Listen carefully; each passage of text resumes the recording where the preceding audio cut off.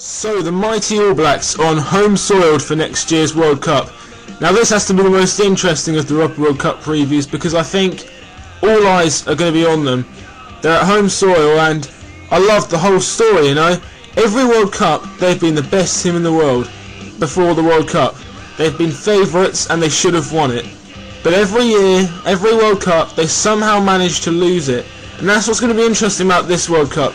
They're on home soil and they haven't won it since 1987. Can they finally deliver to the New Zealand people on their home soil? So why are the All Blacks the best team in the world at the moment? It certainly looks like they'll win the World Cup, but why is that? Why are they the world's greatest team at the moment? And it's because simply they have no weakness at the moment. 1 to 15 is world class. Not only that, but every position also has world class cover. Their depth is phenomenal. Now another way the All Blacks are today's perfect rugby team is their fitness and intensity. In half the games they win, it's actually been quite a tight first half, but the All Blacks almost don't ever feel tired, don't ever feel as if they need to rest. They ruck the same, run the same, play the same in the 70th minute as they do in the first. It's as if they're immortal. Okay, but let's have a look at them individually a bit first, and there's a few guys I want to talk about. First, Mialamu, and as a hooker he's one of my favourite players in the world. He's always been aggressive and a good ball carrier and a nuisance at the breakdown, but before his set play didn't often match to other international hookers. You know, the scrums and lineouts weren't that good. And recently he has dramatically improved in those areas. He's as good in his set plays almost as he is, you know, in his ball carrying and stuff. So now Graham Henry will have no problems picking him, and he's by far the world's greatest hooker.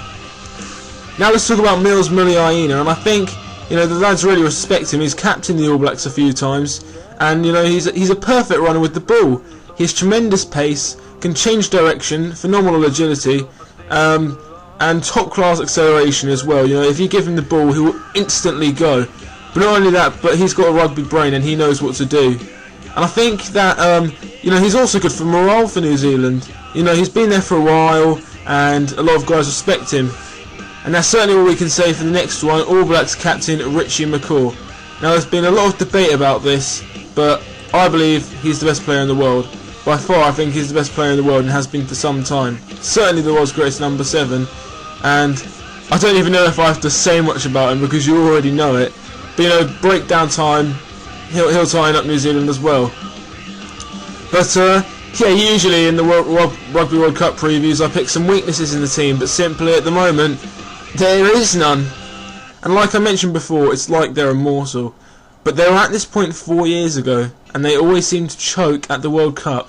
The question is that everyone's thinking in the rugby world, will the All Blacks slip up again at the World Cup? So I'll leave you with that thought, but remember, subscribe for more rugby videos and tell me what you think about the All Blacks' chances at the World Cup. Cheers.